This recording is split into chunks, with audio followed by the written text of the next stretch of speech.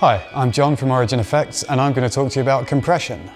Compression is how we made our name here at Origin Effects with the original Cali76 compressors, which packed all the best bits of the Urei 1176 studio compressors into a guitar pedal. We obviously think it's a big deal, but compression is an effect that's often overlooked or misunderstood by guitarists, which is odd considering it's on just about every one of our favourite recorded guitar tones. It might not always be in the form of a compressor pedal, but compression is very commonly used at some point in the signal chain when recording or mixing guitar, either adding warmth, punch, or helping the guitars sit better in a mix.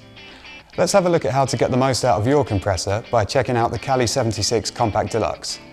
To put it simply, compressors squash the dynamics of the peaks of your signal, making the loud parts quieter and the quiet parts louder, then boosting the overall volume back up to the level you need.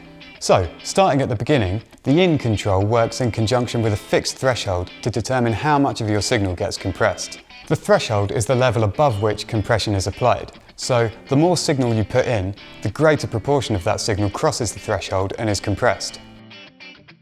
Just bear in mind that increasing level into the compressor will also raise the overall volume, so just balance that out with the out control. If you just want to tame the very peaks of your sound, set the in control low and the out control high. If you want to compress the whole sound, really bringing out the quiet stuff, set the in control high and the out low. Just to make things easy, the LED on the Compact Deluxe changes colour when the signal crosses the threshold, indicating that compression is happening. The ratio control sets how much compression is happening to the signal once it's crossed that threshold. Typically, if you're just chopping the peaks off your signal, you'll use a higher ratio. This is good for keeping dynamics in check, for example, if you're using a clean sound but don't want to keep jumping out of the mix unpleasantly. This setting works particularly well for funk or country players. Lower ratios work better when compressing more of your signal. This allows for more natural dynamics, but the whole sound is fattened up overall. Try setting the in control high and the ratio low if you like open or arpeggiated chords or long sustaining lead sounds. If we think of a compressor as clamping down on the peaks of our signal, the attack control just sets the amount of time before that clamping starts happening. It might only be a matter of milliseconds, but that's enough to let through some of that pick attack before the compression kicks in. The longer the attack setting, the more natural transients will be retained. High compression settings with a bit of attack are what gives us that punchy sound that we usually associate with compression. Similarly, the release control dictates the amount of time it takes our compressor to let go of that peak.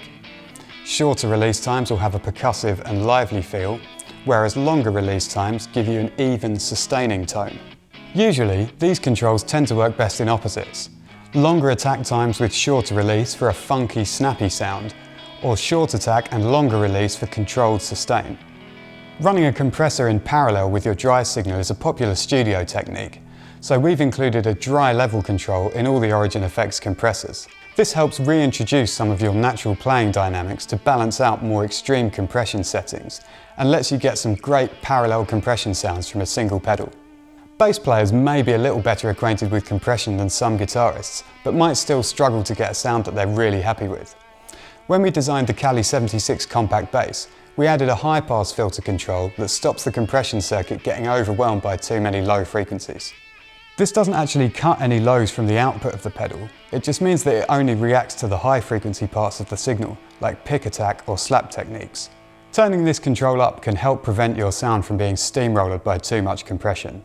Like with all this stuff, there are no rules, so by all means just have fun experimenting. But hopefully knowing a bit more about how your compressor works will help you get the best sounds without going round in circles.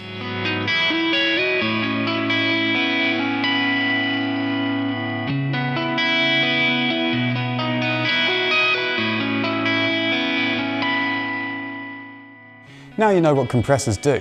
Make sure you follow the video link in the description to check out the full range of Origin Effects compressors, or get more information at origineffects.com. As always, if you enjoyed this video, please like and share, and don't forget to subscribe to the Origin Effects YouTube channel. For now, thanks for watching.